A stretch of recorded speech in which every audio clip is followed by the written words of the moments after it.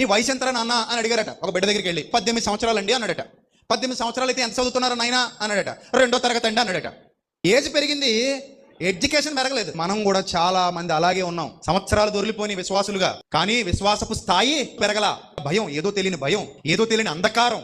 మీలో కూడా చాలా మంది అలాంటి వాళ్ళు ఉన్నారా లేదా? ఏమండి ఈరోజు అమ్మాయిని పంపిస్తారా? మంగళవారం కదండి, మంగళవారం అయితే మంచినీళ్ళు తాగరా? మంగళవారం హార్ట్ అటాక్ వస్తే హాస్పిటల్కి వెళ్ళరా? ఎప్పుడు ఎదుగుతాం చెప్పండి? ఎదగం. ఇంకా జ్ఞానం లోపలికి వెళ్ళేంత వరకు మనలో ఎదుగుదల ఉండనుగాక ఉండదు. ఏమండి దినములన్నీ చేసినప్పుడు దేవుడు మంచివన్నాడా? మంగళవారం సేటదే, శుక్రవారం చిన్నది, బుధవారానికి బుద్ధి లేదు, ఆదివారం అందంగా ఉండదు, అలాగేమనుందా బైబిల్లో?